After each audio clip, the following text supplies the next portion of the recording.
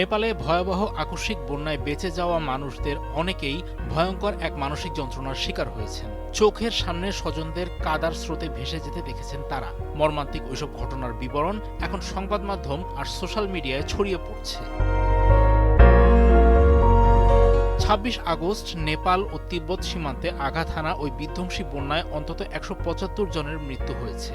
৮০০ জনেরও বেশি মানুষ নিখোঁজ রয়েছেন। পানির তোড় এতটাই প্রচণ্ড ছিল যে আস্ত গ্রাম গুড়িয়ে গেছে। ভূকম্পনবিদরা প্রাথমিক অবস্থায় এটিকে ভূমিকম্প বলে মনে করেছিলেন। ২৭ আগস্ট উদ্ধারকর্মীরা হাঁটু সমান কাদা ও ধ্বংসস্তূপের মধ্য দিয়ে উদ্ধার অভিযান অব্যাহত রেখেছেন। নেপাল কর্তৃপক্ষ দুর্গত এলাকায় জরুরি ত্রাণ সরবরাহের চেষ্টা চালাচ্ছে।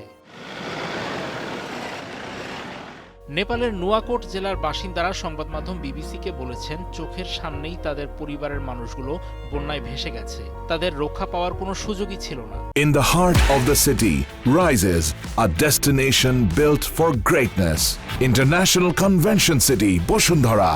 Life takes a new course. বন্যা সব কেড়ে নিয়েছে। বেঁচে যাওয়া মানুষগুলো নিজেদের বর্তমান জীবনকে অলৌকিক বলতে চাইছেন। কেউ হারিয়েছেন খামার, ঘরে মজুত রাখা টনকে টন ধান ভুট্টা সব শেষ। গবাদি পশুও ভেসে গেছে। কারো কোনো সম্পদ আর অবশিষ্ট নেই। নিখোঁজ ব্যক্তিদের সঙ্গে থাকা ফোনগুলো পরবর্তীতে বন্ধ পাওয়া যাচ্ছে। কান্না ভেজা কণ্ঠে তাদের ব্যাপারে আশঙ্কা প্রকাশ করছেন স্বজনেরা। কাঠমান্ডুর হাসপাতালে নিখোঁজদের স্বজনেরা উদ্বিগ্ন হয়ে খবরের আশায় ভিড় জমিয়েছেন। আগের রাতেও যে প্রিয়জনের সঙ্গে কথা হয়েছে, আজ তার ফোন বন্ধ পাওয়া যাচ্ছে। পর্যটকদেরও একই অবস্থা। সঙ্গীদের হারিয়ে তারাও হাসপাতালে অপেক্ষা করছেন। বন্যার শুরুর মাত্র ১ ঘন্টা আগে তাদের কেউ কেউ গ্রামের বাইরে যান। কাঠমান্ডু যাওয়ার পথে বিশাল গর্জন শোনার কথা বলেছেন তারা সংবাদ মাধ্যমের কাছে।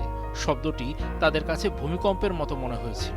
এখন তারা খবরের ভিডিওতে নিজেদের ধ্বংস হওয়া থাকার জায়গা দেখছেন। এসব মানুষের অনেকেই এখন গৃহহীন। তাদের জরুরি উদ্ধার, খাদ্য, বাসস্থান ও চিকিৎসার প্রয়োজন। তারপরও আপনজনদের জীবিত পাওয়ার আশা মন থেকে যাচ্ছে না তাদের। তারা বলছেন, সেই আশা মাত্র ১০%, তাও তারা প্রার্থনায় বুক বেঁধে আছেন।